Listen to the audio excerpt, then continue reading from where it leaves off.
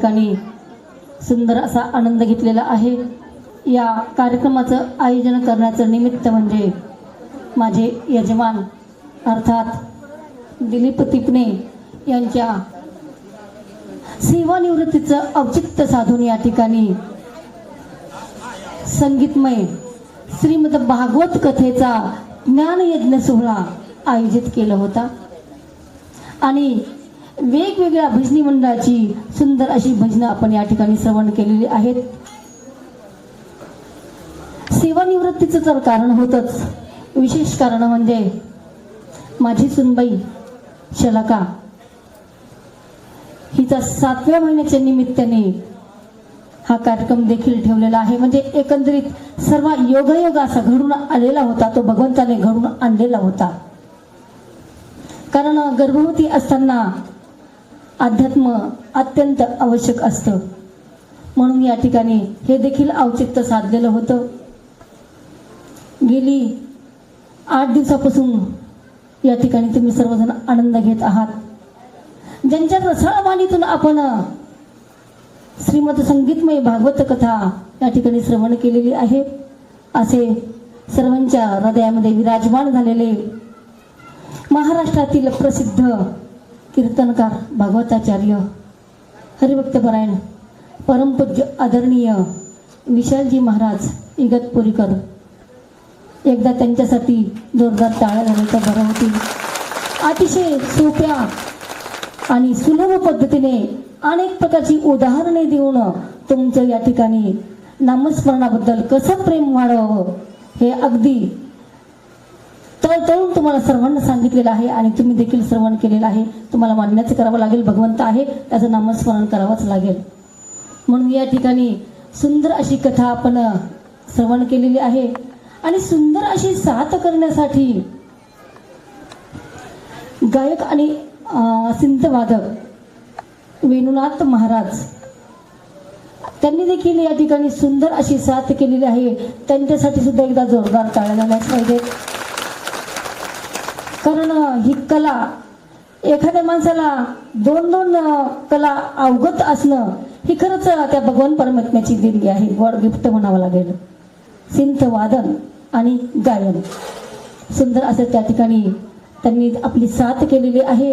त्याचप्रमाणे सुंदर अशी तबल्याची साथ करणारे आमचे गणेश महाराज म्हस्के, वयाने लहान आणि कीर्तीने महान असलेले असे गणेश महाराज म्हस्के आणि ॲक्टोपॅड वादक वैभव महाराज पिंगट यांच्यासाठी देखील जोरदार टाळ्या झाल्याच पाहिजेत।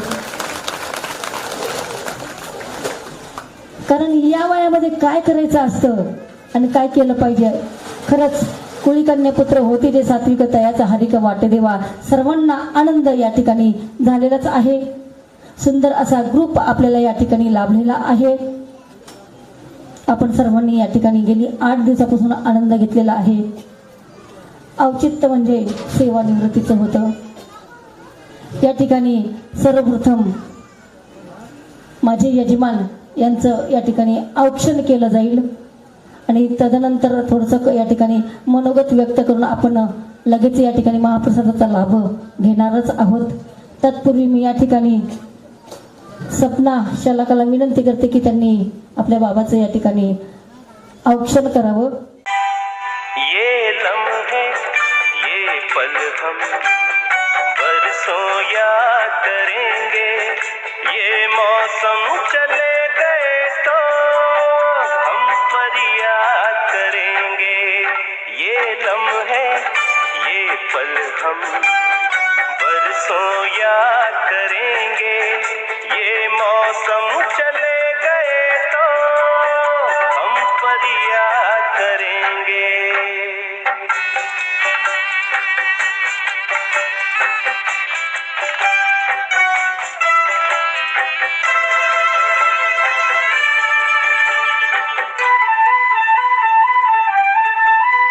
इन सपनों की तस्वीरों से, इन यादों की जंजीरों से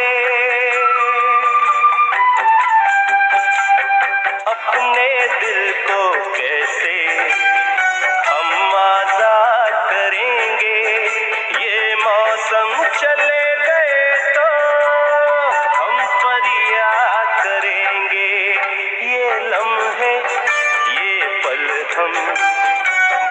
बरसों याद करेंगे।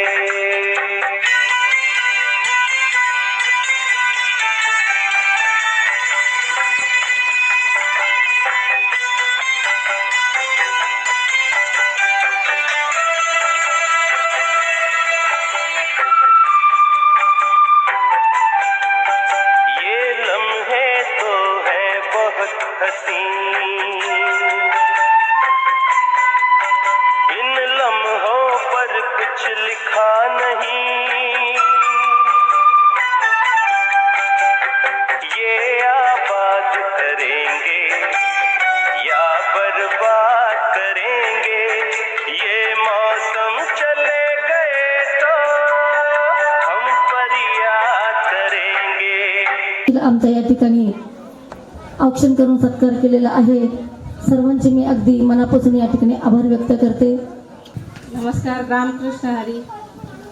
टिपणीताई आणि टिपणी काका हे आमच्या गल्लीतले सर्वात उत्कृष्ट संत आहेत, जोडीदार आहेत। यांच्यामुळं आम्हाला खूप म्हणजे या कार्यक्रम मला खूप आवडला। त्यांनी दरवर्षी हा कार्यक्रम करावा, आम्ही सहभाग घेऊ। आणि महाराज आज आपल्याला निरोप देणार आहेत। महाराज दरवर्षी आमच्या इथे या तुम्ही भागवत कथेसाठी, आणि सगळ्यांचे मी धन्यवाद मानते। रामकृष्ण हरी। कुळी कन्यापुत्र होती जे सात्विक, तयाचा हरिक वाटे देवा, किंवा जोडून या धन उत्तम व्यवहारे उदास विचारे वेच करी, उत्तमची गती तो एक पावेल, उत्तम भोगील जीवखाने। सांगण्याचं तात्पर्य असं की यांची ही सेवा संपली, कोणाची? टिपणे साहेबांची। आणि सेवा निवृत्त झाल्यानंतर खूप लोक पाहुणे रावळ्याला गोळा करतात, मोठमोठ्याला हॉटेलमध्ये जातील आणि काय असेल तो तेवढ्या पुरता जेवणाचा कार्यक्रम होईल। परंतु व्यापकत्वानं संतांची सेवा, परमेश्वराची सेवा घडावी असं ज्यांच्या मनामध्ये येतं त्याला बहुत सुकृताची जोडी, म्हणून विठ्ठल वावडी असंच म्हणावं लागेल। म्हणून असं भाग्यवान लोक ज्यांचं सुकृत अशाच ज्यांच्या पदरामध्ये आहे, ज्यांच्या नशिबात आहे, ते जे लोक असतात त्यांना ही अशा पद्धतीची सद्बुद्धी सुचते।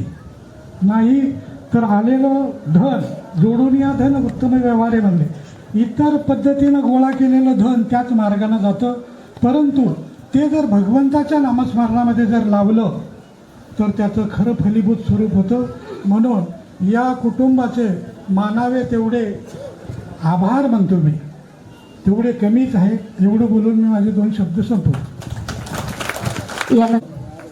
आमचे गुरुवारी अचित महाराज कुलकर्णी व तसेच साठे महाराज व विशाल महाराज विगतपुरीकर आणि तिथने परिवार यांनी जो हा कार्यक्रम ठरवला आणि पूर्ण कॉलनीवाल्यांना सर्वांना हा कार्यक्रमाचा लाभ मिळाला, त्या बाबतीत त्यांचे खूप खूप धन्यवाद आणि आभार मानले तर ते कमी पडतील।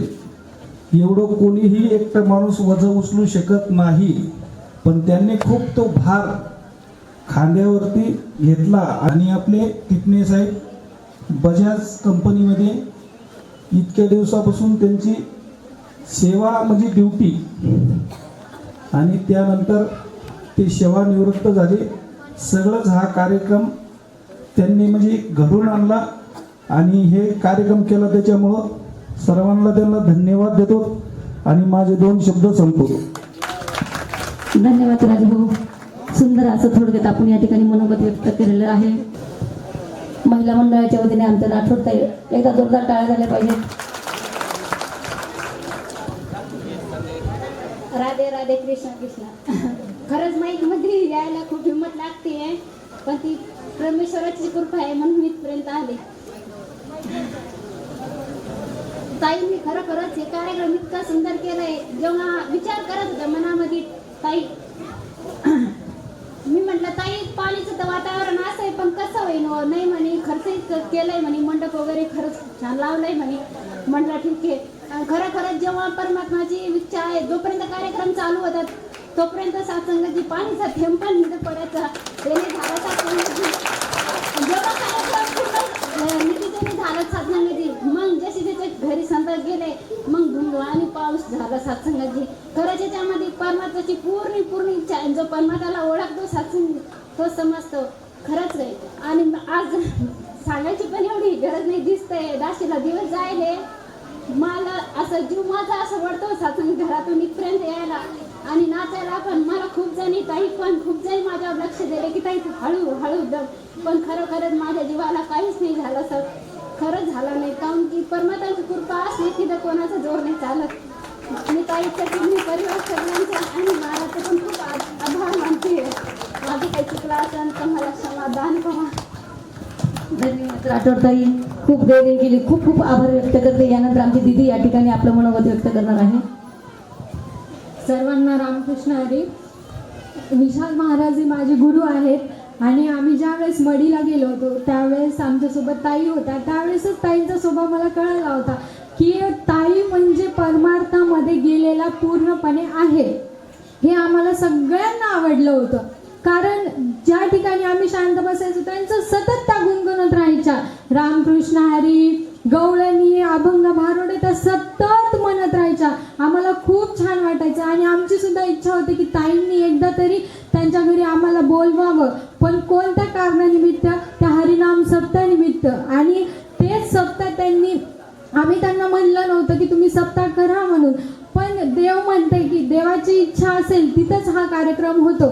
आमची सर्वांची इच्छा अशी होती की त्यांच्या दारात हा कार्यक्रम झालाच पाहिजे. देवाने आमची इच्छा ऐकली आणि त्यांना सद्बुद्धी दिली आणि त्यांनी हा कार्यक्रम आयोजित केला. आणि मी त्यांचे धन्यवाद करते की त्यांनी सगळ्यांनी त्यांच्या परिवारांनी आपल्याला 7 दिवस हरिनाम सप्ताह ऐकण्यासाठी संधी दिली. आणि परमपूज्य आदरणीय विशाल महाराज यांच्यातर्फे आपण हरिनाम अखंड सप्ताह चिंतन कथा श्रवण केली. सर्वांचे आम्ही आभार मानते. आणि सर्वप्रथम मला आभार मानावेसे वाटतात की या ताईंचे. कारण की आजी कशी असावी, आजी अशी असावी की आपल्या नातवांना लहानपणापासूनच हरिनाम जप शिकवला पाहिजे. सर्व काही देवांचं त्यांना शिकवलं पाहिजे. आजच्या आज्या बघितल्यानंतर काय, ओनली वन मोबाईल. मुलगा रडला, मोबाईल त्याच्या हातात दिला की तो शांत झाला. मुलगा जेवत नाहीये, त्याच्या हातात मोबाईल दिला की शांत झाला. आज प्रत्येकाच्या घरी मोबाईल मोबाईल मोबाईल मोबाईल देताय तुम्ही, पण त्यांना वेगळंच काहीतरी शिकवताय. त्या मार्गाला तुम्ही तुमच्या लेकरांना लावू नका. चांगल्या मार्गाला लावा. मोबाईल दिला तरी त्यामध्ये रामकृष्ण हरीचा जप लावून द्या. आज ज्याप्रमाणे या ताईंचा नातू त्या दिवशी त्यांनी कीर्तन केलं, तसाच तुमचा पण नातू या स्टेजवर उभं राहू शकतो. आणि तुमच्या गल्लीमध्ये या भानुदास नगरमध्ये या ताई आहेत आणि तुम्हाला ज्यांना कोणाला वाटतं की तुमचा सुद्धा मुलगा असा व्हावा, तर या ताईंकडून तुम्ही मार्गदर्शन तुमच्या मुलाला कधीही करू शकता. आणि या मार्गदर्शनाखालीच त्यांच्या आता त्या मला पण कीर्तन शिकवणार आहेत. एवढं बोलून मी माझे 2 शब्द संपवते. रामकृष्ण हरी. रामकृष्ण हरी. हे जेव्हा आमची ताईंची भेट झाली ना, तेव्हा ताईचं सतत राहायचं, सविता ताई कथा करायची, कसं होईन आपलं. मी म्हणायची ताई काहीच काळजी करू नका, आम्ही सर्व तुमच्या पाठीशी आहेत. भगवंताची आपल्यावर कृपा आहे, फक्त तयारी तर होऊ द्या कथेची, समजा पूर्ण पार पाडेन भगवंत. देवाने हे ऐकलं, आमचा कार्यक्रम पूर्ण पार पाडला, सर्वांनी साथ दिली. माझे 2 शब्द इथं सांगते. रामकृष्ण. धन्यवाद ताई.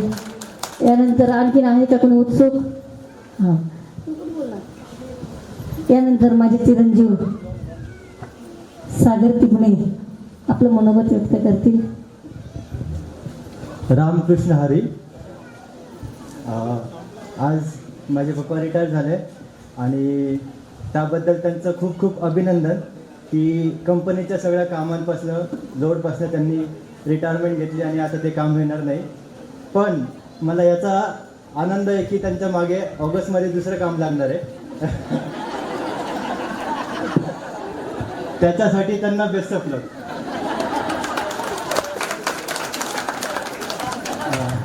दुसरा नंबर म्हणजे माझ्या आईला खूप खूप धन्यवाद की हा कार्यक्रम तिने अरेंज केला आणि सगळं सुरळीत करून आणलं.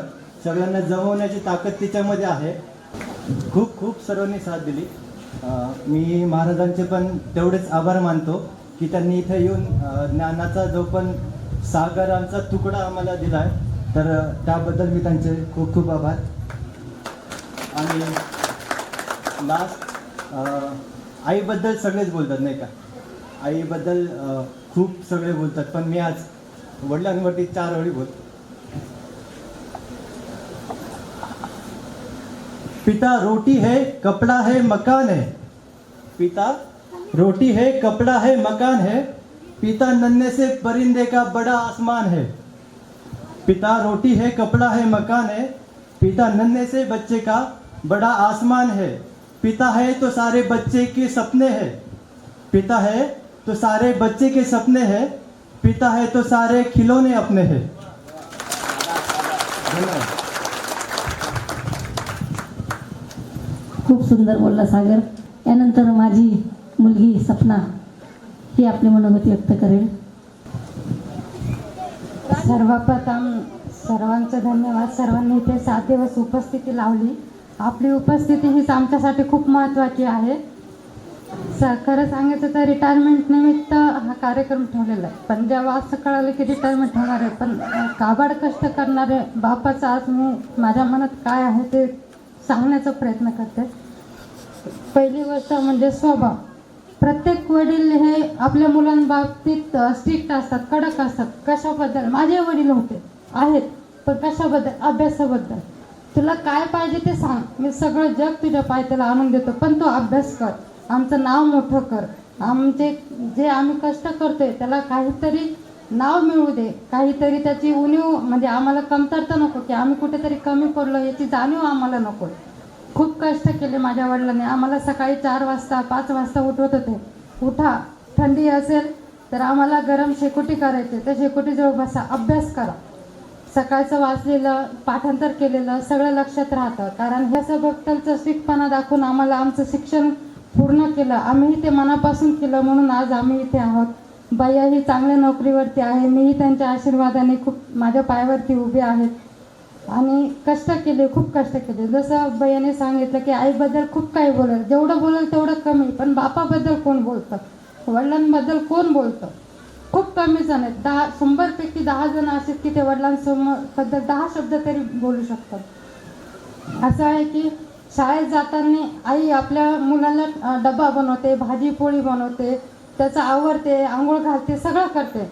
पण त्या शाळेत जाण्यासाठी, तयारीसाठी जी शाळेची फीस भरावी लागते, शाळेचा युनिफॉर्म आणावं लागतं, शाळेचं बॅग, वह्या, पुस्तक आणावं लागतं, त्याच्यासाठी कष्ट करण्याला बापाचं नाव कोणाच्या तोंडात लवकर येत नाही.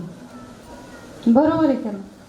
तसंच जर मुलगी असेल, मुलीच्या लग्नाच्या वेळी जसं मुलगी झाली तर सगळ्यांना आनंद होतो, लक्ष्मी झाली, सगळ्यांना आनंद होतो. पण त्या लक्ष्मीला कसं मोठं करायचं, तिचं पुढं काय करायचं, कुठल्या घरात येईल, चांगलं होईल की नाही, ह्या सगळ्या विचारांमध्ये तो बाप आणखीन जास्त कष्ट करतो.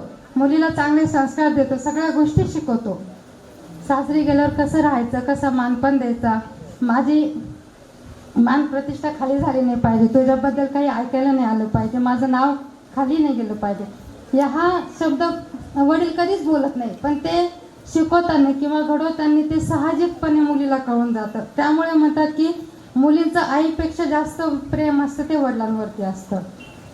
आणि लग्नाच्या वेळेस ही जेव्हा मुलगी वाटी लावतात त्यावेळी सगळे आई, मामी, आत्या, जे काही लेडीज असतात सगळे रडून मन मोकळं करतात, पण त्या अंधाऱ्या खोलीत जाऊन रडणारा बाप कोणाला दिसत नाही. त्यांचे जे कष्ट असतात, आपण सगळी तयारी करतो, हे करतो, दिवसभर आई राबते घरामध्ये, पण उन्हामध्ये जाणं, सकाळी लवकर उठून ड्युटीला जाणं, संध्याकाळी येणं, तो संध्याकाळी दिवसभर काम करून थकणारा बाप जेव्हा घरी येतो तो असा विचार करत नाही की मी आता खूप थकलेलो आहे, मी आता जेवणार आहे, आराम करणार आहे आणि झोपणार आहे किंवा टी व्ही बघणार आहे. थकून आल्यानंतरही, ड्युटीवरून आल्यानंतरही ते वडील आपल्या लेकरांसोबत किती पाठ दुखत असले, किती पाय दुखत असले तरी आपल्या मुलांना, लहान मुलं असतील किंवा मोठे असतील तर त्यांना आपल्या पाठीवर घेऊन घरामध्ये घोडा खेळतो. तो असा विचार करत नाही की माझी पाठ दुखते का माझे पाय दुखतात की मी खूप थकून आलेलो आहे म्हणून. त्या असा विचार करत नाही.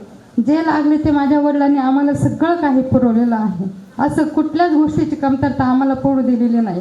आज जे काही बोलते किंवा जे काही आहे आम्ही ते सगळं वडिलांचं आहे, त्यांचं कष्ट आहे.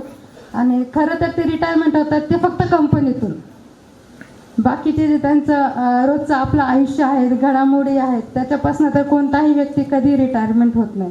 मी तर एकच सांगितलं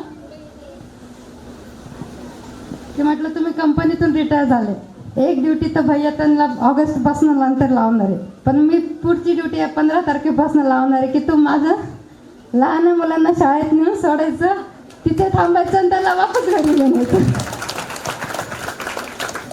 कारण तो काही म्हणजे तो खूप त्यांच्या अंगावर आहे, तो खूप त्याच्या बाबावरती प्रेम करतो, बाबाला सोडत नाही. मग तेवढं काम तरी काय, कारण जसं मी बोलायचं म्हणजे आईची आजोबा आपलं पूर्ण बालपण आपल्या नातवांमध्ये पाहतात, तर खरंच ते इतके आशीर्वाद त्यांचा आम्हाला लाभलेला आहे, आमच्या मुलांना लाभलेला आहे की ते प्रत्येक गोष्ट प्रत्येक हट्ट पुरवतात. चांगल्या गोष्टीसाठी नेहमी आम्हाला त्यांनी पाठिंबा दिलेला आहे आणि इथून पुढेही देता येते. ते असे कधी म्हटले नाही मी जे मागितलं आज जरी नाही कधीच म्हटले नाही, आज नाही तुला उद्या देईल पण मी नक्की देईल. त्याच्यासाठी खूप कष्ट केलेले आहेत माझ्या वडिलांनी, आईने. आणि हा जो काही कार्यक्रम आज 7-8 दिवसांचा भागवत कथेचा ठरलेला आहे तो आपल्या सगळ्यांच्या नशिबात आला. खरंच मी माझ्या आईवडिलांचे खूप खूप आभार मानते की त्यांच्यामुळे आम्हाला, तुम्हाला आणि इथे जे उपस्थित आहेत किंवा नाही आहेत आणि म्हणजे प्रत्यक्ष किंवा अप्रत्यक्षपणे ज्यांच्या कानी हा एखादा 2 जरी शब्द पडले तर त्यांना हे पुण्य तिच्या तर कडून लाभलेलं आहे. तर त्याच्यासाठी मी खूप धन्यवाद करते आणि महाराजांचंही खूप मनापासून मी अभिनंदन करते, धन्यवाद करते की त्यांनी एक सुंदर अशी कथा, भागवत कथा त्यांनी मांडलेली आहे. देवाचं काय महत्त्व असतं, कुठले रूप काय असतात ते सर्व आपल्याला महत्त्व समजून सांगितलेलं आहे, जेणेकरून आपण नामस्मरणही केलं पाहिजे आणि देवाला कधीही सोडलं नाही. जसे देव प्रत्यक्ष आपल्या नशिबात येत नाही, प्रत्यक्ष आपल्याला भेटू शकत नाही, म्हणून त्यांनी आईवडिलांना घडवलं आहे. तर आईवडील देवाला तुम्ही मंदिरात नाही गेले, त्या दगडाच्या मूर्तीला नाही पूजलं तरी चालेल, पण तुम्ही तुमच्या आईवडिलांचे दर्शन घेऊन त्यांचं पूजन जरी केलं तरी ते खूप मोठं आहे. कारण खरा देव हा माणसांच्या मनात असतो, दगडात नाही. धन्यवाद. सर्वांचे मी मनापासून धन्यवाद करते. मी या ठिकाणी माझे यजमान सेवानिवृत्ती झाले आहेत म्हणून मला बोलणं थोडंसं म्हणजे भागच पडणार आहे. खरं तसं जर पाहिलं, सेवानिवृत्त झाले, सर्वप्रथम मी त्यांना त्यांच्या उदंड आयुष्यासाठी सुख समृद्धी माझ्या वतीने प्रेमपूर्वक अंतःकरणापासून भगवंताच्या चरणी प्रार्थना करते. वास्तविक पाहता अनेक ठिकाणी मला बोलण्याची संधी प्राप्त झाली, मग शिवजयंती असेल, गणेश उत्सव असेल, नवरात्र उत्सव असेल आणि भजनी मंडळाच्या स्पर्धा असो किंवा काही उत्सव असो, अनेक ठिकाणी बोलण्याची संधी मला प्राप्त झाली. त्या संधीचा लाभ खूप झाला, संधीचा फायदा घेऊन ती संधी इतकी प्राप्त झाली की त्या संधीमुळे मी नारदाची गादी देखील या ठिकाणी प्राप्त केलेली आहे. परंतु सर्व ठिकाणी बोलले, परंतु निवृत्ती हा शब्द थोडासा दुःखदायक आहे. निवृत्त होणं म्हणजे परावृत्त होणं.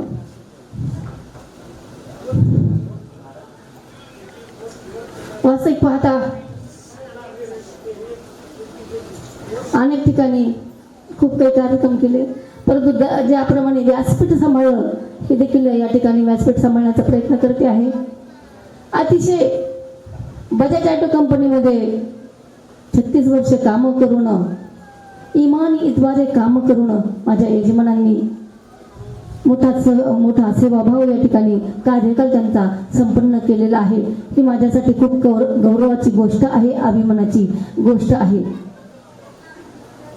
या बजाज कंपनीमध्ये खूप वेळेस म्हणजे काही वेळेस कामानिमित्ताने, कार्यक्रमाच्या निमित्ताने जाण्याचा योग आला.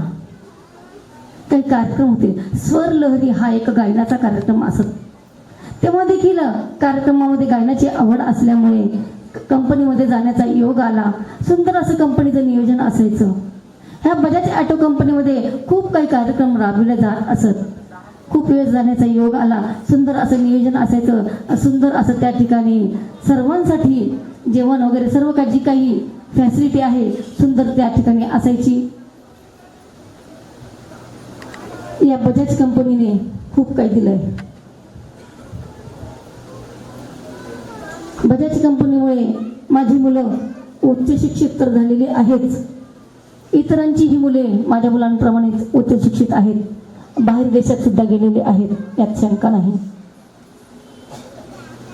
अनेक प्रकारच्या फॅसिलिटी या बजाज कंपनी दिलेल्या आहेत, त्या आम्ही आनंदाने स्वीकारलेल्या आहेत.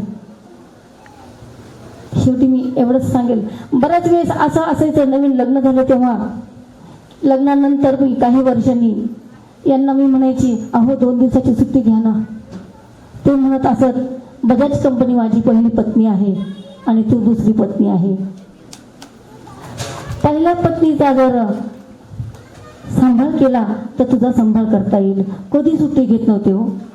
ह्या मंडपात उभी खोटं बोलणार नाही. इतकं प्रेम त्या बजाज कंपनीवर, इतकं इमानीद्वारे काम केलेलं आहे. अक्षरशः असं बजाज मधला एकही माणूस नाही यांना ओळखत नाही, एवढी मोठी बजाज कंपनीमध्ये आहे. आणि बजाज कंपनीमध्ये गेल्यानंतर असा अभिमान वाटायचा, खरंच आपले यजमान किती मोठ्या कंपनीमध्ये काम करतात. बऱ्याच महिलांचा असा गैरसमज असायचा की बजाज कंपनीमध्ये जे पुरुष काम करतात त्यांच्या महिला, त्यांच्या बायका, त्यांच्या पत्नी ह्या जास्त ॲटिट्यूड असतात, शिस्त असतात. परंतु मला बऱ्याच जणांनी प्रश्न केला की ताई, तुमचे पण मिस्टर बजाज कंपनीमध्ये आहेत, पण तुमच्यामध्ये तो ॲटिट्यूड कधीच दिसला नाही. खरंच तुमचा स्वभाव फार छान आहे. खूप जणांनी मला असं सांगितलेलं होतं आणि तसं तर आपण वागलोच नाही, म्हणून त्याची पावती आपल्याला या ठिकाणी मिळालीच आहे. मी शेवटी एवढंच सांगेल की त्या बजाज कंपनीलाही धन्यवाद देईल की सुंदर असं या ठिकाणी माझ्या मिस्टरांकडून जी काही सेवा करायची आहे सर्वांच्या हृदयामध्ये घर केलेलं आहे. कशामुळे आपल्या इमानीद्वारे सेवेतून घर केलेलं आहे. म्हणून बजाज कंपनीला देखील मी खूप खूप धन्यवाद देईल. आणि शेवटी सांगेल की या बजाज कंपनीच्या घरट्यातून पिल्लू उडावे दिव्य शक्ती घेऊन, या बजाज कंपनीच्या घरट्यातून पिल्लू उडावे दिव्य शक्ती घेऊन, आकाशी झेप घ्यावी फक्त हरिनामाची, नातवंडाला सांभाळण्याची आणि आप्त इष्टांना जपण्याची आणि सर्व मित्रमंडळीमध्ये राहण्याची या ठिकाणी त्यांना उमेद मिळावी. म्हणून या ठिकाणी मी सर्वांचे खूप खूप आभार व्यक्त करते आणि उदंड त्यांना आयुष्य लाभावं. त्यांचं राहिलेलं आयुष्य हे हरिनामामध्ये, नातवंड सांभाळण्यामध्ये, आप्त इष्टामध्ये, मित्रमंडळामध्ये जावं अशी मी भगवंताच्या चरणी प्रार्थना करते. मला एक बोलायचं होतं, जे राहिलं कंठ दाटून आल्यामुळे मला काही बोलू वाटलं नाही. एक की आपण म्हणतो माही माय असते दुधावरची साय असते, हे सगळ्यांना माहीत नाही. माही माय असते दुधावरची साय असते, ती साय आपल्याला सहजपणे मिळते. पण त्या सायपासनं, त्या दुधापासनं तयार होणारं तूप, लोणी आणि पनीर हे खूप महाग असतं. तर ते हे तूप, लोणी आणि पनीर म्हणजेच आपले वडील असतात, जे की सहजासहजी कष्ट केल्याशिवाय त्यांचं मान सन्मान असेल किंवा त्यांचा जो रुतबा असतो तो सहजपणे प्राप्त होत नाही किंवा कमवता येत नाही. आणि दुसरी गोष्ट म्हणजे आई ही सकाळच्या संध्याकाळच्या जेवणाची चिंता करते. आई ही सकाळच्या आणि संध्याकाळच्या जेवणाची चिंता करते हे आपल्याला माहिती, पण बाप हा पूर्ण आयुष्याच्या जेवणाची चिंता करतो आपल्या. आणि उपस्थित सर्व भजनी मंडळ जे उपस्थित आहे या ठिकाणी, ज्यांनी या ठिकाणी सेवा केलेली आहे, अशी ट्रॉफी मी बनवलेली आहे. जे या ठिकाणी भजनी मंडळ यांनी सेवा केलेली आहे त्या भजनी मंडळाच्या ग्रुपसाठी ट्रॉफी बनवलेली आहे. त्याचप्रमाणे श्रीमद भागवत कथेसाठी जे काही या ठिकाणी कलाकार लाभलेले आहेत, कथाकार लाभलेले आहेत, त्यांच्यासाठी देखील या ठिकाणी ट्रॉफी बनवलेली आहे. सेवानिवृत्तीचा निमित्त आहे, आमच्या दोघांचा फोटो खाली टाकलेला आहे. अशी ट्रॉफी बनवलेली आहे. मी या ठिकाणी सर्वांना या ठिकाणी सन्मानित करणार आहे आणि लवकरात लवकर या ठिकाणी आपण भोजनाचा आनंद घेणार आहोत. सर्वप्रथम मी महाराजांना या ठिकाणी विनंती करते की त्यांनी कृपया आपल्यापासून सुरुवात करावी. आपले सन्मान घेऊन श्रीफळ घेऊन या ठिकाणी यावं. श्रीफळ घेण्यासाठी महाराज सर्वांनी जोरदार टाळ्या वाजवायच्या आहेत. चला कलाकार मंडळी, कथेतील कलाकार मंडळी, वेणुनाथ महाराज या ठिकाणी महाराजांचा सन्मान करण्यात येणार आहे. धन्यवाद महाराज, खूप छान मार्गदर्शन आम्हाला केलेलं आहे कथेद्वारे. खूप खूप धन्यवाद. चला बाय.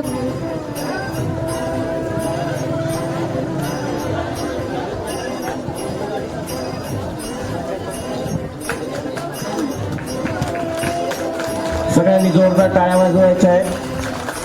बाकीच्या कार्यकर्त्यांनी जेवणाची तयारी करायची, जिथे पंगत बसवायची तिथे. हा कथा कीर्तनकार पण आहे. जोरदार टाळ्या वाजवायच्या महाराजांसाठी.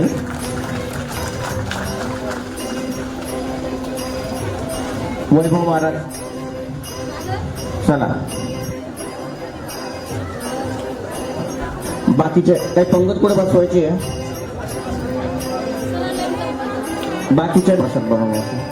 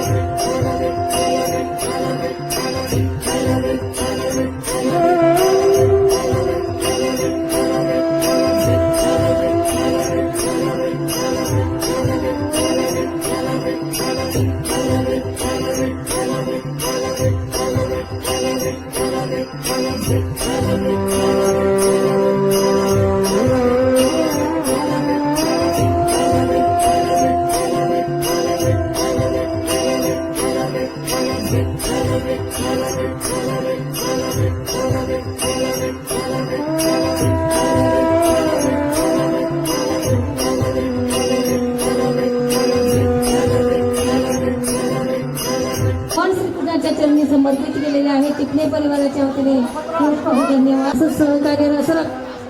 असं सहकार्य एकमेकाला राहू द्या. सुंदर अशी सेवा आपण देखील या ठिकाणी केलेली आहे. धन्यवाद.